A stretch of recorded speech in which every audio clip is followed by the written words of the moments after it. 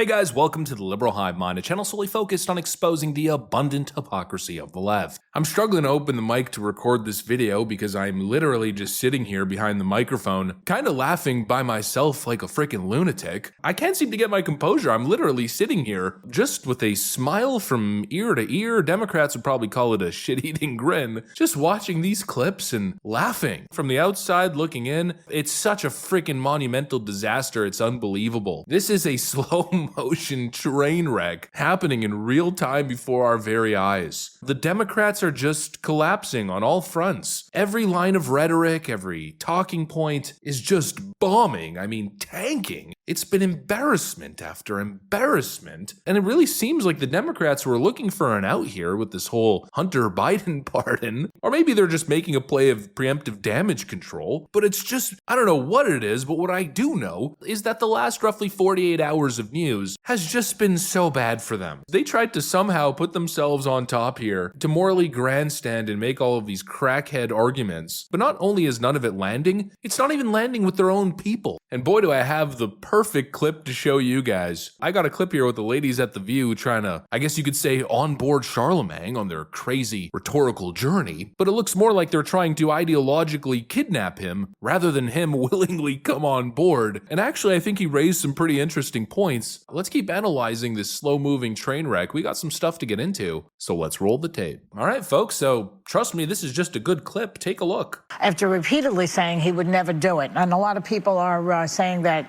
it's hypocritical, etc., as if the other side doesn't do it.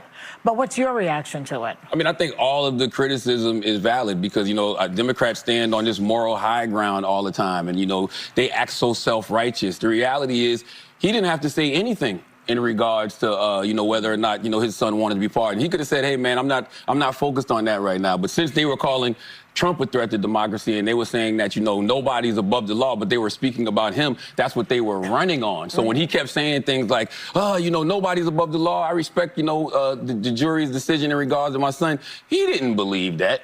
But he didn't have to volunteer that lie to begin with. I'm going to stop you for a second. Uh-oh. Only because you don't know that it was a lie. We don't know why he changed his mind. You really think he just changed his mind over Thanksgiving weekend all of a sudden? No, I'm going to tell you what I think. Okay. Yeah. I think he changed his mind because he got sick of watching everybody else get over.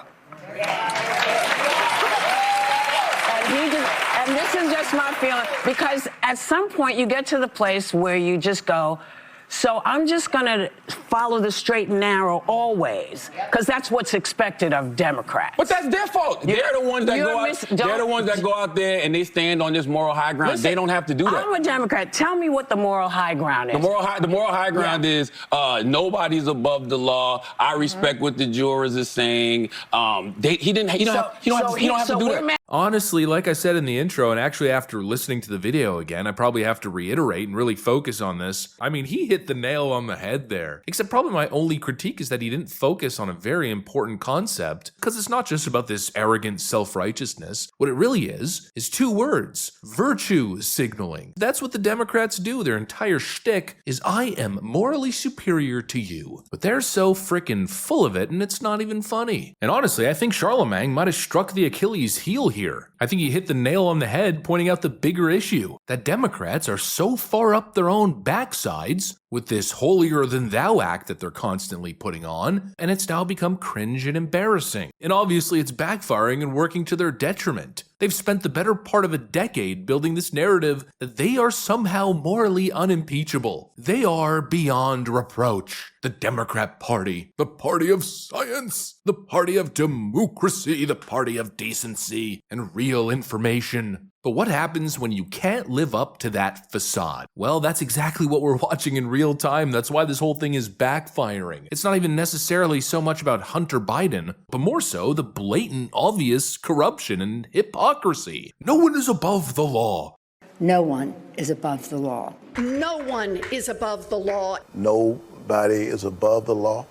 No one is above the law. No one is above the law. Nobody is above the law. No one is above the law. No one is above the law. No one is above the law. No one is above the law. No one is above the law. No one is above the law. But now we've learned that I guess Hunter Biden and Joe Biden are above the law. And that's an issue that Democrats have been encountering and will continue to encounter, and I think it's a self-inflicted environment. They've done it to themselves. Because virtue signaling essentially only works if you have the receipts to back it up. And obviously the Democrats don't. Quite the opposite, in fact. Now, the only receipts being brought up are clips of all of these exact pundits and politicians essentially saying the exact opposite not too long ago. It's a self-destructive strategy because when you spend years telling everybody to do better while you're essentially doing the same, or I'd argue even worse, behind closed doors, well, the backlash is inevitable now, isn't it? And this is becoming a pretty consistent recurring problem for Democrats. I mean, just think about the pandemic, for instance. Remember when they kept lecturing everybody else? I mean, they were acting like a bunch of damn tyrants, but then it came to light that they were still going to nice restaurants, jet setting to Florida, or sneaking into salons like Nancy Pelosi. You know, total backfire. Take Joe Biden's document scandal. He spent all this time crucifying Donald Trump over all of the documents that were found at Mar-a-Lago, which, by the way, Trump was essentially entitled to hold as former president. Those were his presidential records. But anyways, we remember what Joe Biden said.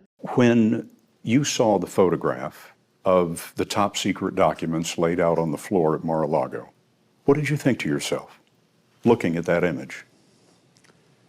How that could possibly happen. How anyone could be that irresponsible.